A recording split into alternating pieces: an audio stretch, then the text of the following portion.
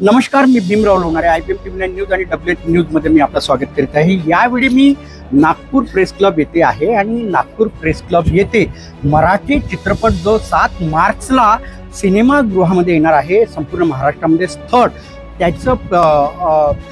त्याच्यासाठी त्याच्या प्रेझेंटेशन करण्यासाठी सचिन सर जे आहेत ते नागपुरात आलेले आहे. सर, काय सांगाल, स्थळ हा चित्रपट 7 मार्चला संपूर्ण महाराष्ट्रामध्ये येत आहे, काय सांगाल या चित्रपटाबद्दल? मला खूप आनंदाने हे घोषित करावं असं वाटतं की 7 मार्च रोजी हा चित्रपट स्थळ हा तुमच्या जवळच्या चित्रपटगृहात पूर्ण महाराष्ट्रभरात रिलीज होतोय.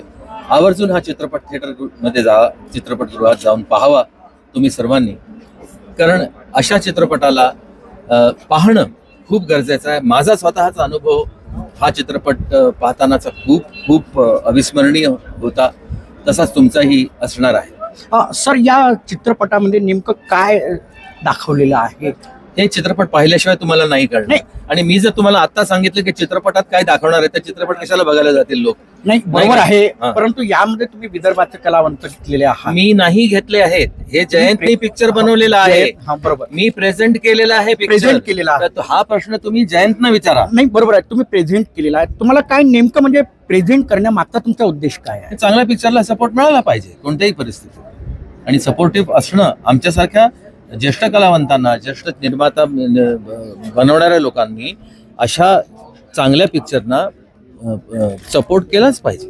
काय वाटतं, स्थळ या चित्रपटाची जी मुख्य भूमिका ज्यांनी निभावलेली आहे ती नंदिनी आमच्या सोबत आहे. काय सांगशील, या चित्रपटामध्ये तू एक मुख्य भूमिका निभावलेली आहे, काय सांगशील तू?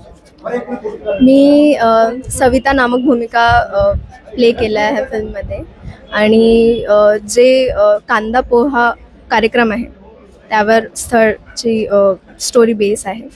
आणि माझ्यासाठी ही गोष्ट थोडं विचित्र आहे, कारण मी थोडं यंग जनरेशनमध्ये म्हणजे माझं जन्म, त्यामुळे माझ्यासाठी थोडं विचित्र होता. आणि जेव्हा आम्ही शूट पण करत होतो, आणि कारण ही जे पोहा कार्यक्रम आहे तो मी लहानपणी पण बघितला आहे, मला तेव्हा पण असा विचार येत होता की का बरं असं होत असते, का बरं मुलगी ला इतके प्रश्न विचारणार, आणि जे पूर्ण प्रोसेस असते ती अशी का आहे. मला आधी पण थोडं खटकत होती आणि आता पण थोडंसं अजीब वाटते. पण आम्ही स्थळ चित्रपट आणला आहे, तुम्ही बघा, तुम्हाला खूप काही एक चेंज येणार सोसायटीमध्ये. आम्ही जयंतने तुला एक चांगलंसं असं प्लॅटफॉर्म दिलेलं आहे, नंतर काय तुझं भविष्य काय? नंतर खूप समोरचा प्रश्न विचारला तुम्ही. सध्या मी आता जगत आहे ह्या क्षणात, नंतरचं रिलीज झाल्यानंतर आपण भेटू. स्थळ या मराठी चित्रपटाचे दिग्दर्शक जयंत सर आमच्यासोबत आहे, काय सांगाल सर या चित्रपटासंदर्भात? चित्रपट 7 तारखेला रिलीज होतो. 8 तारखेला महिला दिवस आहे आणि हा स्त्रीप्रधान सब्जेक्ट आहे. स्त्रीप्रधान म्हणण्यापेक्षा हा सर्व एक खूप महत्त्वाचा सामाजिक विषय आहे, त्यामुळे तुम्ही जरूर बघा 7 तारखेला तुमच्या जवळच्या चित्रपटगृहात जाऊन. कांदा पोहा संदर्भात काय सांगा?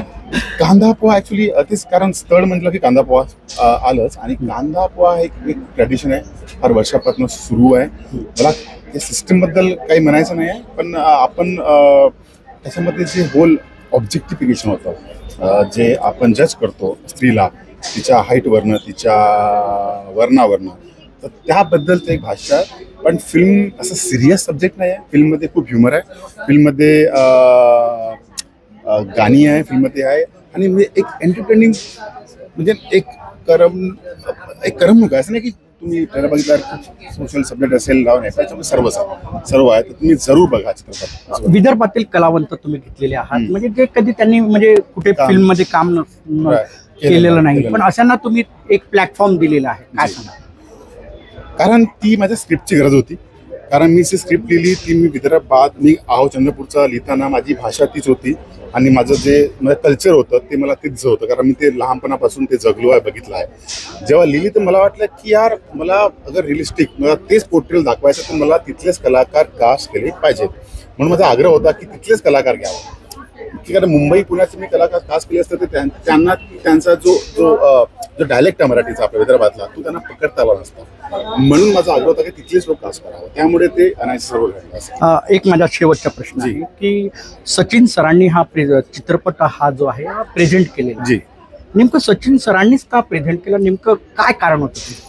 सरांनी जसं बोलले आता परिषदेमध्ये, पत्रकार परिषदेमध्ये, की त्यांना फिल्म खूप आवडली आणि एक आमची एक इंडिपेंडंट फिल्म आहे, एक आम्ही छोटी फिल्म आहे, अशा फिल्मला एक सपोर्टची गरज असते. आणि सचिन सरांनी जेव्हा फिल्म बघितली सांगितलं, त्यांना वाटलं की यार, त्यांनी स्वतः म्हटलं की काही गरज असेल रिलीज करताना, माझी गरज असली तर मला सांग.